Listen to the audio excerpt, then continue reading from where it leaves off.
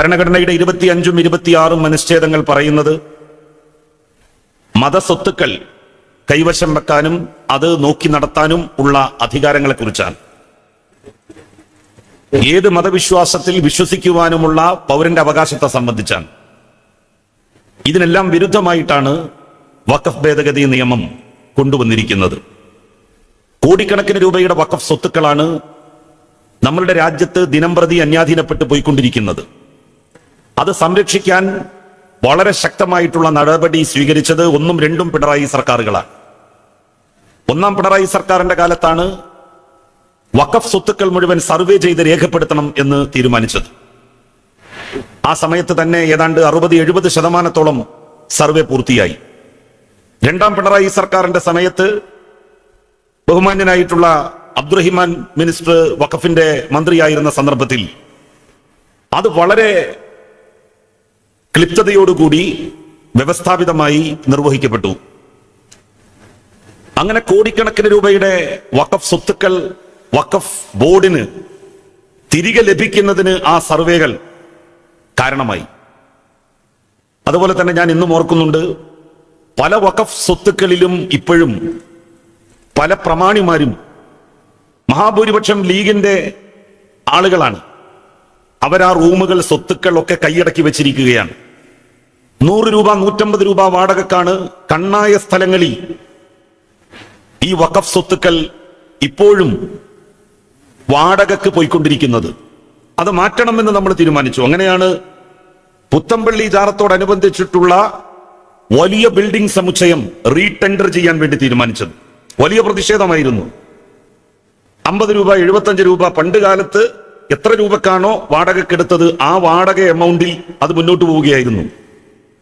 1ാം പിണറായി സർക്കാരിന്റെ സമയത്ത് ഒരുപാട് വിഷയങ്ങൾ ഉണ്ടായി എങ്കിലും ഞങ്ങൾ അതിൽ നിന്ന് പുറകോട്ട് പോയില്ല.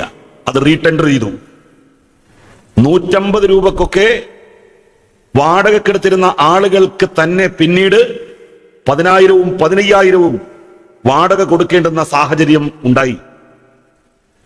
അവർക്ക് 15,000 അല്ല 20,000 കൊടുത്താലും യാതൊരു പ്രശ്നവും ഇല്ല. കാരണം മറ്റുള്ള സ്വകാര്യ കെട്ടിടങ്ങളുടെ വാടകകൾ അതിലും എത്രയോ ഭീമമാണ്. ഇങ്ങനെ ലീഗ് ധനാഢ്യന്മാരുടെ കയ്യിൽ കോഴിക്കോട്, എറണാകുളം പോലെയുള്ള കണ്ണായ മേഖലകളിൽ വലിയ സ്വത്തുക്കൾ ലീസിനെടുത്തും വാടകക്കെടുത്തുമായിട്ടുണ്ട്. അതൊക്കെ തന്നെ പുനർലേലം ചെയ്യണം എന്ന് നമ്മളുടെ ബോർഡാണ് തീരുമാനിച്ചത്. 1ഉം 2ഉം പിണറായി സർക്കാരിന്റെ കാലത്ത് അതിനുള്ള നല്ല നീക്കങ്ങൾ ഉണ്ടായി. നമുക്കറിയാം, വളാഞ്ചേരിക്കടുത്ത് മൂന്നാക്കൽ പള്ളി ബഹുമാനപ്പെട്ട മന്ത്രി അബ്ദുറഹിമാൻ വഖഫ് കൈകാര്യം ചെയ്തിരുന്ന സമയത്താണ് അതിന്റെ ഒരു വിധി വരുന്നത്. എത്രയോ കാലങ്ങളായി മുസ്ലിം ലീഗിന്റെ അവിടുത്തെ പ്രാദേശിക ഭാരവാഹികൾ കുത്തകയാക്കി വെച്ചുകൊണ്ട് നടക്കുകയായിരുന്നു ആ സ്ഥാപനം. ലക്ഷോപലക്ഷം രൂപയാണ് കാണാതായത്, നഷ്ടപ്പെട്ടത്. അവസാനം കോടതി പറഞ്ഞു, അതിന്റെ ഭാരവാഹികളായി ഏറെക്കാലം ഇരുന്നിരുന്ന ലീഗിന്റെ നേതാക്കന്മാരുടെ സ്വത്തുക്കൾ ജപ്തി ചെയ്ത് ആ പണം തിരികെ പിടിക്കണം എന്ന്. സ്വത്ത് ജപ്തിയിലേക്ക് പോകാൻ വേണ്ടി പോവുകയാണ്. ഈ ബോർഡ് നിലനിന്നാൽ അങ്ങനെ കുറെ ആളുകളുടെ സാമ്പത്തിക താല്പര്യങ്ങൾക്ക് വിഘാതമുണ്ടാകും എന്ന് മനസ്സിലാക്കിയാണ് എങ്ങനെയെങ്കിലും ഈ ബോർഡിനെ ഇല്ലാതാക്കാൻ വേണ്ടി മുസ്ലിം ലീഗ് മകൻ മരിച്ചിട്ടാണെങ്കിലും മരുമകളുടെ കണ്ണീര് കാണണമെന്ന് ആഗ്രഹിക്കുന്ന അമ്മായിമ്മയെ പോലെ പ്രവർത്തിച്ചത്. ഈ ബോർഡ് നിയമാനുസൃതം രൂപീകൃതമായിട്ടുള്ളതല്ല. ഇതിൽ BJP സർക്കാർ കൊണ്ടുവന്ന 2 അമുസ്ലിങ്ങളെ ഇടതുപക്ഷ സർക്കാർ വെക്കാതെയാണ് പുനഃസംഘടിപ്പിച്ചത്. അതുകൊണ്ട് ഈ ബോർഡ് പിരിച്ചുവിട്ട് BJP സർക്കാർ കൊണ്ടുവന്ന പുതിയ നിയമത്തിന്റെ അടിസ്ഥാനത്തിൽ 2 അമുസ്ലിങ്ങളെ ഏറ്റവും ചുരുങ്ങിയത് ഉൾപ്പെടുത്തി ഞങ്ങൾ ബോർഡ് പുനഃസംഘടിപ്പിക്കാം എന്ന സത്യവാങ്മൂലം കോടതിയിൽ കൊടുത്തത്. ഇതാണ് മുസ്ലിം ലീഗ് ഈ ബോർഡിനെതിരായി നീങ്ങാനുണ്ടായിട്ടുള്ള കാരണം. BJP നമ്മളുടെ രാജ്യത്ത് നമുക്കറിയാം, ഈ നാടിനെ മതനിരപേക്ഷമല്ലാതാക്കാനാണ് അവരിപ്പോൾ നിയമനിർമ്മാണങ്ങൾ നടത്തിക്കൊണ്ടിരിക്കുന്നത്. RSS രൂപവൽക്കരിക്കപ്പെട്ട് 100 കൊല്ലം കഴിയുമ്പോ ഇന്ത്യയെ ഞങ്ങൾ ഒരു ഹിന്ദുത്വ രാഷ്ട്രമാക്കും എന്നവർ പ്രഖ്യാപിച്ചതാണ്. ആ പ്രഖ്യാപനം യാഥാർത്ഥ്യമായി കഴിഞ്ഞിരിക്കുന്നു.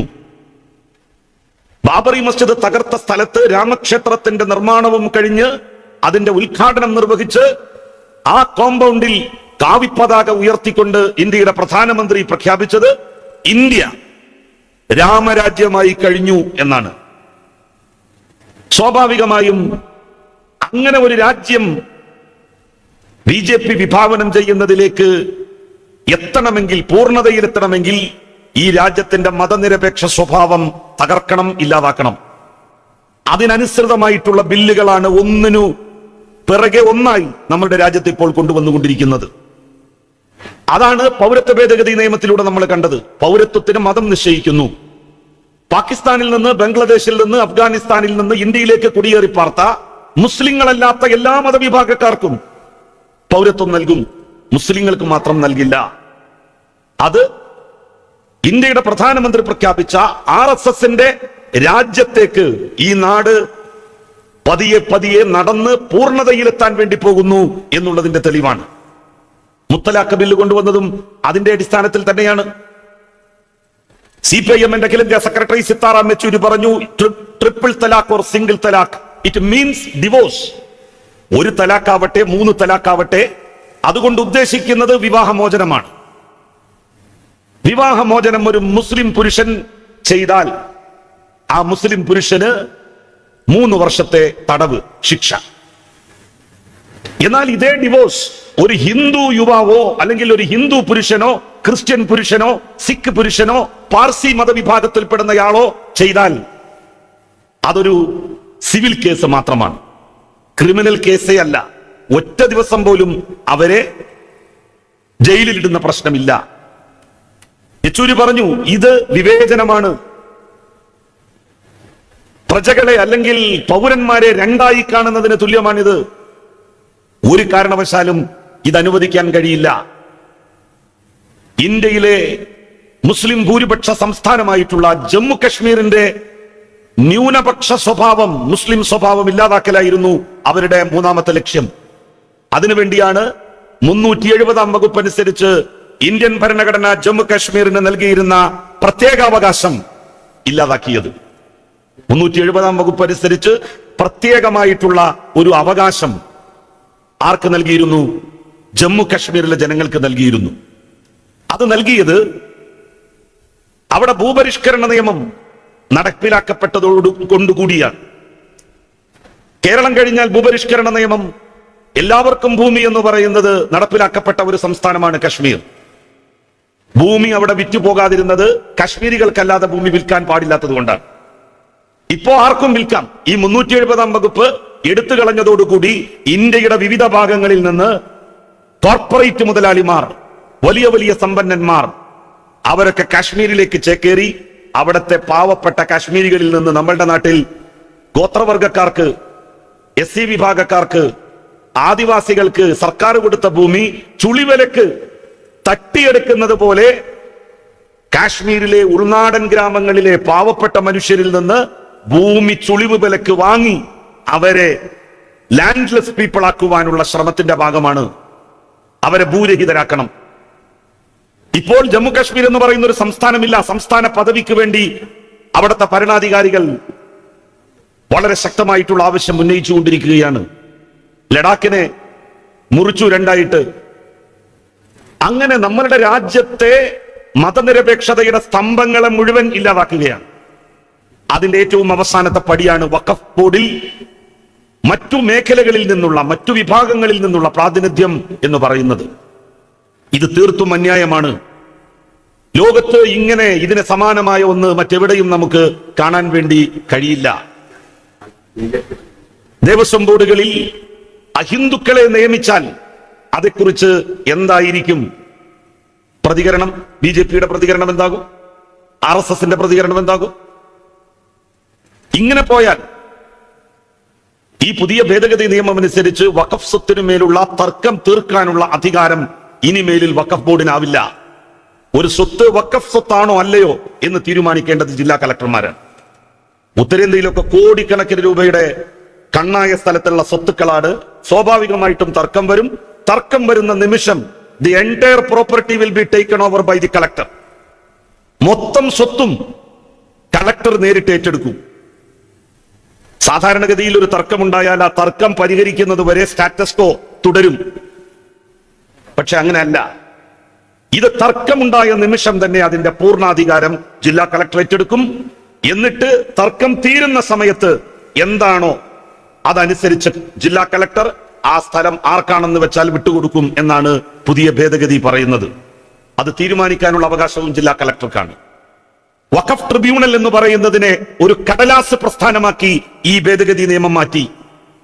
വഖഫ് സ്വത്തുക്കളുമായിട്ടുള്ള തർക്കങ്ങൾ പരിഹരിക്കാൻ ഒരു കോടതി തന്നെ നമ്മുടെ രാജ്യത്ത് പ്രവർത്തിച്ചിരുന്നു, ഇപ്പോഴും പ്രവർത്തിക്കുന്നുണ്ട്. അതാണ് വഖഫ് ട്രിബ്യൂണൽ. ആ വഖഫ് ട്രിബ്യൂണലിന്റെ കഴുത്ത് ഞെരി. ഇനി വഖഫ് ട്രിബ്യൂണൽ ഒരു വിധി പ്രസ്താവിച്ചാൽ 90 ദിവസത്തിനുള്ളിൽ അതിനെതിരായി ഹൈക്കോടതിയെ സമീപിക്കാം. നേരത്തെ അങ്ങനെ കോടതികളെ സമീപിക്കാൻ ഒരു ക്ലോസ് ഉണ്ടായിരുന്നില്ല. അങ്ങനെ സമീപിക്കാനുള്ള അവസരം കിട്ടിയതോടുകൂടി വഖഫ് കോടതികൾ, വഖഫ് ട്രിബ്യൂണലുകൾ എന്ന് പറയുന്നത് അക്ഷരാർത്ഥത്തിൽ ഇല്ലാതായി. ഇങ്ങനെ നാടിന്റെ മതനിരപേക്ഷ സ്വഭാവത്തെ തകർക്കാൻ വേണ്ടി നിയമനിർമ്മാണങ്ങൾ ഉണ്ടാക്കുന്നു സർക്കാർ. അതിന്റെ ഏറ്റവും അവസാനത്തെ ഉദാഹരണമാണ് വഖഫ് ഭേദഗതി ബിൽ എന്ന് ചൂണ്ടിക്കാട്ടിയാണ് ഇതിനെ ഒരു മതനിരപേക്ഷ വിഷയമായി, മതനിരപേക്ഷ പ്ലാറ്റ്ഫോമിലാണ് ഇത് ചർച്ച ചെയ്യേണ്ടത് എന്നുള്ള ഉത്തമ ബോധ്യത്തോടുകൂടി ഇത്തരം ഒരു മുദ്രാവാക്യം ഏറ്റെടുക്കുന്നതിന് പാർട്ടി തയ്യാറായത്. തീർച്ചയായും വരാൻ പോകുന്ന കാലത്തെ സമരപരിപാടികളുടെ ഒരു ഏകദേശ ചിത്രം നമുക്ക് ഈ സെമിനാറിന്റെ നടത്തിപ്പിലൂടെ തന്നെ ബോധ്യമായിട്ടുണ്ടാകും എന്നുള്ള ഉത്തമ വിശ്വാസത്തോടു കൂടി ഈ ചടങ്ങിന് അഭിവാദ്യങ്ങൾ നേർന്നുകൊണ്ട് ഞാൻ എന്റെ വാക്കുകൾ അവസാനിപ്പിക്കുന്നു. നന്ദി.